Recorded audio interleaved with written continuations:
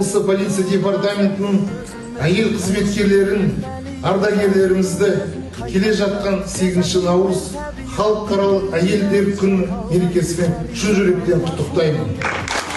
Дана халқымыз қыз баланы аялап, аналарға зор құрмет көрсетілген.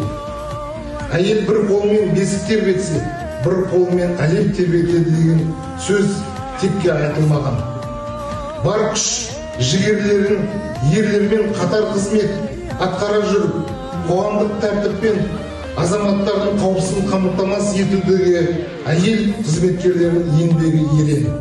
Көктемнің алғашқы мерекесі 8 наурыз халықаралық әйелдер күнімен тағы да құттықтай отырып, сіздерге зор денсаулық, ұзақ өмір, отбасыларыңа амандық және қызметте жетістіктер тілеймін.